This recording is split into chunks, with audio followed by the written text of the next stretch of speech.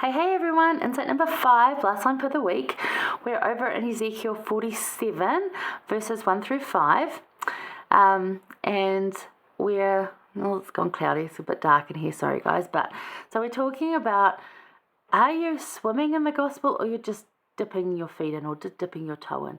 And this imagery is again about the temple and very powerful. And there's some really good notes to take from this and how it applies to us now. So basically, verses 1 through 5, and I'm going to just point out some things.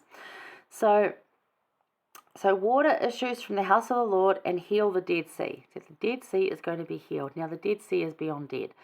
Like, you drink that, you literally will die because of what's in that water, or I don't even know if it's probably some part of it water, but it gets in your lungs and, like, literally fills your lungs like a really bad bronchitis or pneumonia and will kill you. It doesn't drain.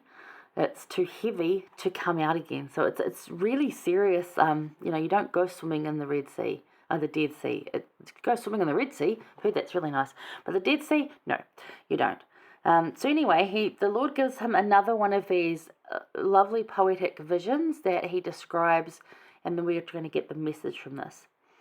So he takes him to the door of the house. Now, previously they've measured it all to make sure it's big enough for everybody, which is really awesome. And you'll find that over in, I think like 42. No, there's a lot of, in the 40s, there's a lot of measuring of things to make sure there's enough room for everybody.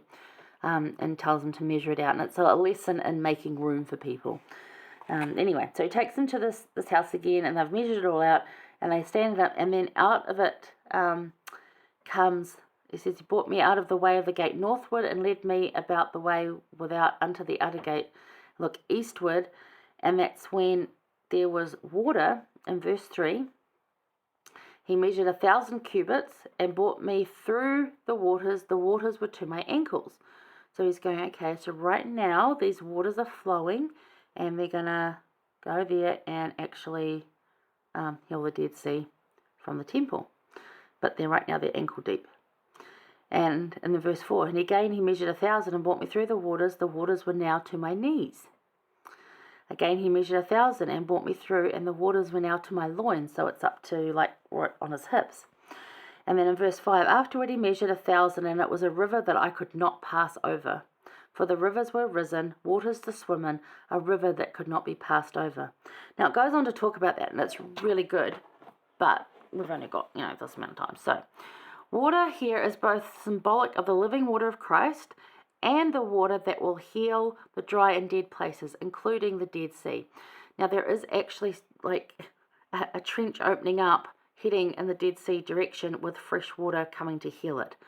Now you think I'm making that up. It's not. It's an actual scientific thing, which is kind of like, wow, it's actually going to happen literally. Of course, Christ is also in charge of this happening and directing it, and will probably have something to do with making that. But that is one of the things that will happen, is that the Dead Sea will heal before Christ comes again. I know, right? It's one of those big things that often gets missed in some of these signs, but that is one of them. So the source of this water, where it's not literally going to heal the Dead Sea, but it's going to heal the people that are feeling that deadness, it increases from its source, the temple. So think of how many temples we have and the increase of work being done. And this is that measuring of the work that's being done. It is just getting more and more and more. It's really cool.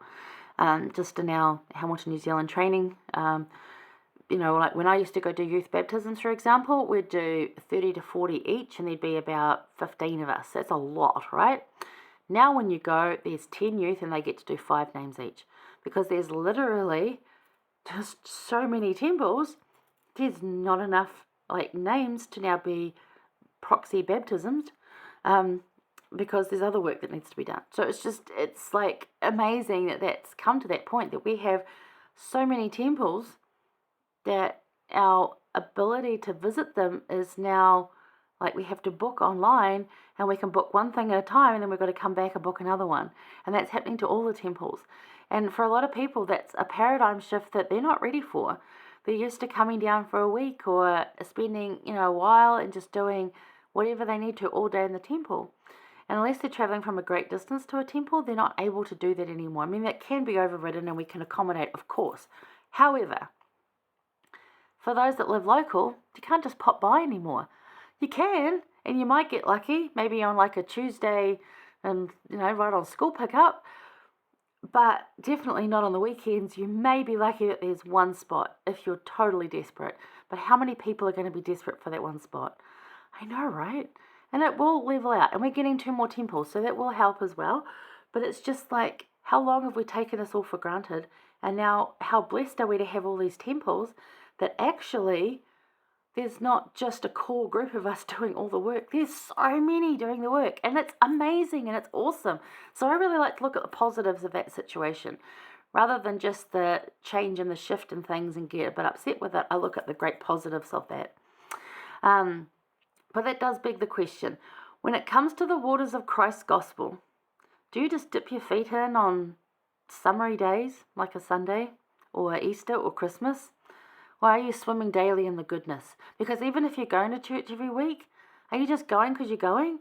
Or are you going to try? Are you actually giving your all every day? Now, President Nelson said in April 2020, he said, daily immersion in the Word of God is crucial for spiritual survival. And it is. We need to swim in it. Like that river that Ezekiel described at the very end was one that could not be passed over. You could go swimming in it, but it was even too far to swim from one side to the other. So that's going to be like that. Now, out of the manual, there's a quote from Elder Ringland talking specifically about these verses as well. He said, 2 characteristics of the water are noteworthy. First, though the small stream had no tributaries, it grew into a mighty river, becoming wider and deeper the farther it flowed. Something similar happened with the blessings that flow from the temple as individuals are sealed as families. Meaningful growth occurs going backward and forward through the generations as sealing ordinances weld families together. Second, the river renewed everything that it touched. The blessings of the temple likewise have a stunning capacity to heal. Temple blessings can heal hearts and lives and families. I know that to be true. I really do. I know it heals hearts and lives. And it heals families in that, not always do we have that, in fact, hardly ever these days do we have that, happy eternal family right here, right now in our homes. It's just become not that. And if you do have that, then you're now the exception, not the rule. The rule is broken families and divorces and messiness and stepchildren, and yet you can still create a beautiful family out of that. I would say I do have that. I have 7 stepchildren. Every one of them is an amazing human being, very talented, they're smart, they're kind, they're respectful.